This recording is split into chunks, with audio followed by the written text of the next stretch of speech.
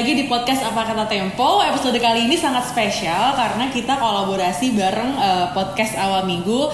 Jadi sekali ini aku ditemenin dengan Mas Azul dan juga Adriana Kolbi. Hai Adri, apa kabar? Hai Mas Azul. Hai Adri, hai Lisa. Rama nih kita nih. Hari-hari kita rame nih. Hari ini kita rame karena topiknya seru. Mungkin gue perkenalan dulu ya. Mungkin orang nggak perlu dikenalin kali ya Adri ini siapa ya nggak sih? Karena Adri ini udah nge-podcast sejak berapa? 2015 ya Adri? Bener nggak gue? Kayaknya lebih lama ya, 2014 lebih lama ya? mungkin. 2015 ya? 2015. Kayaknya 15 Agustus ya. Kan? Iya gitu. Jadi waktu itu sering banget tuh ya, dan itu memang rutin ya lo lakukan itu. Gue sering dengerin banyak banget lo wawancara orang, atau nggak kadang-kadang lo ngoceh sendiri juga gitu kan, banyak banget. Topik-topiknya juga sangat bervariasi gitu. Nah sekali ini kita mau ngomongin politik nih Dri, gimana nih? Ya boleh aja, asal ada yang ngamanin. Oh tenang, ada Mas Azul, kita siap. Ketakutan terbesar saya tuh ditangkap dan gak ada yang belain, itu doang. Gimana Mas Azul tuh ketakutan kayak gitu? Enggak lah, siapa yang mau nangkep? Tenang. Oke. Jadi orang-orang udah pada tahu lah Adri ini siapa. Podcast Awal Minggu udah tenar banget di dunia podcast. Tapi selain itu lo juga ini ya, komika juga, film juga ya nggak sih, bener ya? Gitu. Terus pernah bersanding sama Lucinta Luna juga nih kayaknya. Viral. Pernah viral bareng. Oh iya itu.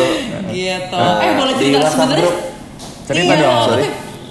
Sebenarnya kita pengen dengar cerita dulu sih dari Adri gitu ya, karena kan ini kita kolaborasi gitu. Sebenarnya boleh sharing dulu nggak sih awalnya itu gimana podcast Awal Minggu tuh bisa lahir gitu? Kayak idenya lo dari awalnya gimana tuh? Sebetulnya ini ceritanya nggak kurang inspiratif. Ini produk kepepet daripada produk ide gitu. Ceritanya sebagai komedian kayaknya karirnya gitu-gitu aja. Tampil di TV banyak restrictionnya, apa yang boleh diomongin, apa yang nggak boleh diomongin.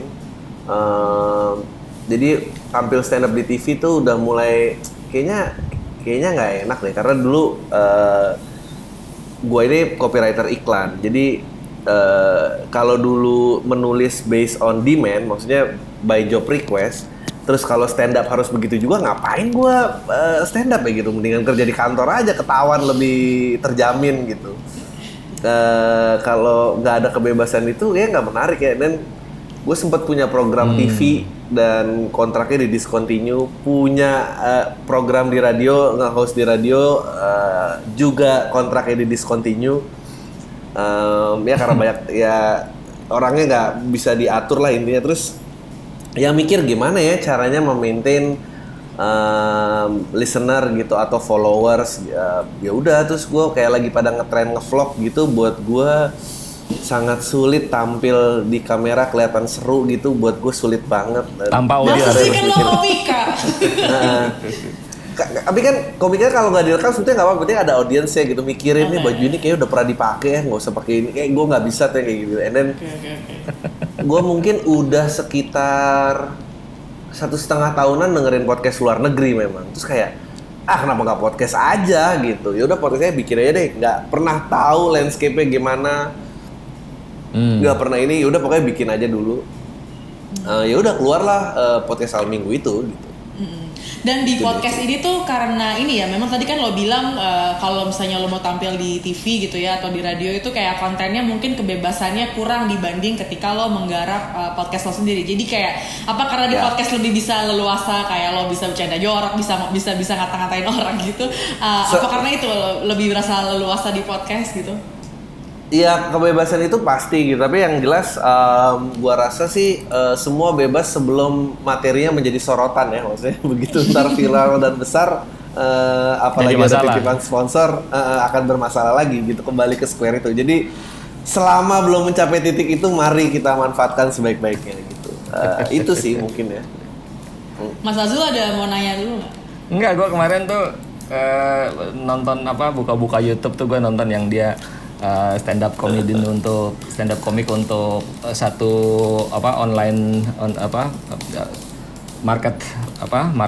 marketplace lo satu tuh. marketplace ya. Dia udah cerita tuh sebetulnya di situ gimana dia nggak bisa tuh ngomong sendirian gitu, dan gue masuk akal banget buat gue itu. Jadi gue juga sekarang nih dimintain untuk apa, lu rekam dong komen terhadap sesuatu, waduh gue tuh susahnya minta ampun. Jadi gue bisa paham tuh si Adri bilang begitu tuh, padahal dia udah ahlinya kan. Direkam ya, kalau ngomong sendiri tutup mata ngoceh-ngoceh audio doang bisa, tapi begitu direkam kayak aduh berat. Lucu ya. Oke, mungkin kita langsung masuk aja ya ke pembahasan kita kali ini gitu. Ini tuh kita bakal membahas soal cara pengecut berangus kebebasan. Ini adalah editorial di majalah Tempo edisi 27 Juni 2020. Jadi ini tuh tentang apa ini ya? Tentang beberapa banyak kasus peretasan dan juga teror terhadap masyarakat sipil yang semata-mata tuh sebenarnya cuma ngomongin persoalan hak publik gitu kan. Cuman di editorial kali ini tuh memang Tempo lumayan keras nih Mas Azul nyebutnya. Jadi pembukanya adalah meretas dan meneror masyarakat sipil merupakan tindakan pengecut. Kebebasan sipil bukanlah semata persoalan hak publik untuk didengarkan, tapi juga kebutuhan negara untuk diluruskan kayak gitu. Nah ini ada sekitar ini ya, kilas balik kira-kira ada September 2019 peretasan aktivis di Jogja sebelum demo KPK. Lalu 2020 tuh ada Raffio Patra juga yang kemarin sempat diretas handphonenya, terus juga dijemput ya dan untuk ditanya-tanyain gitu. Terus yang kita sempat ngomongin juga di podcast beberapa minggu lalu ada peretasan panitia diskusi pemakzulan presiden. Lalu juga ada juga kasus diskusi rasisme di Papua juga di Lampung yang juga mengalami hal yang kurang lebih sama gitu loh. Adri ngikutin nggak berita ini, Dri? Papua gue dengar ngikutin, yang Jogja ngikutin. Oke. Ya Papua sih terutama yang banyak. Yang Papua ya, yang rame ya. Itu emang lumayan rame sih di internet. Nah, kali ini tuh kita mau nanya-nanya dulu nih ke Mas Azul gitu ya. Karena ini kenceng banget nih Mas Tempo. Jadi ada kalimat tuh gini. Alih-alih melaknat teror, sejumlah pejabat pemerintah malah meminta korban jangan cengeng gitu kan. Jadi upaya intimidasi dan kriminalisasi ini tuh nggak diikuti, malah jadi seolah-olah tuh ada penyalahan terhadap korban gitu ya. Korban udah diretas, udah dijemput, ditanya-tanyain, terus nggak ada yang belain pula gitu kan. Nah sebenarnya mau nanya-nanya soal ini sih gitu. Jadi kalau dari segi Mas Azul nih, ini kenapa sih Mas dibilangnya neror? Maksudnya Tempo menyebut peretasan itu cara pengecut gitu ya. Memang kalau neror yang nggak ngecut tuh, yang nggak pengecut tuh kayak gimana Mas? Iya. Sebetulnya kan tekanan kita adalah pada anonimitas ya. Jadi teror itu dilakukan oleh orang-orang yang tidak dikenal, anonimus, akun-akun tidak dikenal, masuk ke dalam handphone kita, manggilin GoFood segala macem dengan maksud untuk membuat si orang yang menjadi korban itu menjadi tersiksa, kira-kira gitulah ya, mesti bayar, mesti ribut sama tukang ojeknya dan seterusnya. Siapa pelakunya? Ngejelas gitu loh. Nah ini membuat gue tuh ngehe banget gitu. Jadi kalau kita katakanlah misalnya ada orang yang dikriminalisasi ya, tentu kita juga menolak kriminalisasi. Tapi kalau dalam kriminalisasi itu subjeknya tuh jelas gitu loh, yaitu polisi menerapkan satu pasal tertentu kepada seseorang gitu. Bahwa pasalnya nggak tepat itu soal lain ya, nanti kita bisa debat di pengadilan dan sebagainya gitu. Tapi tidak anonimus gitu. Nah kalau yang kalau yang peretasan telepon gelap itu anonimus gitu. Jadi itu yang repot. Nah persoalannya lagi, kalau anonimus ini kita nggak tahu mau nunjuk siapa nih gitu. Para aktivis bilang wah ini jangan-jangan pemerintah nih, jangan-jangan loh dia nggak punya bakta juga gitu, jangan-jangan pemerintah nih. Terus pemerintahnya bilang iya belum tentu juga lah, bisa juga kan sesama masyarakat sipil, lo tahu sendiri sekarang 0102 cebong kampret dan sebagainya bisa melakukan hal-hal kayak begitu gitu loh. Jadi siapa nggak ketahuan gitu loh. Ini yang menurut saya repot. Dan kalau hasil efek dari teror itu berhasil, orang yang melakukan tuh mendapat manfaat gitu. Tujuannya? Tujuannya kan takut ya. Udah nggak usah bikin seminar lagi deh, batalin deh seminarnya. Nah, daripada kita aneh-aneh, mendingan nongkrong ngopi gitu. Ya udah, dia tepuk tangan tuh, berhasil gue. Pelakunya siapa? Nggak tahu. Nah ini yang menurut gue yang ngeselin gitu, ngeselin banget Lisa. Adri gimana Adri? Lo ada tanggapan nggak sih soal ini kan banyak berita-berita sebenarnya kurang sedap gitu ya, dan mungkin ada rasa takut juga karena sekarang tuh kita kalau bercanda dikit aja ya di medsos pasti akan kayak hati-hati loh ada tukang bakso lewat ntar di depan kan kayak gitu kan seolah-olah gitu. Kalau lo gimana? Gue tuh suka banget kata-katanya Edward Snowden. Dia bilang pada saat dia whistleblower untuk dia ngebuka semua dan dia dapat banyak backlash gitu dari orang-orang yang bilang bahwa ya nggak apa-apa, retas aja gitu. Toh I have nothing to hide. Lucunya dia membuka sebuah fakta yang tersembunyi apa yang dilakukan pemerintah, malah dapat banyak backlash dari publik yang bilang bahwa ya kalau you have nothing to hide, why you should be afraid? Dan dia ngebalasnya bilangnya gini, kalau lu don't believe in privacy because you said you have nothing to hide, itu sama aja you don't believe in free speech because you have nothing to say.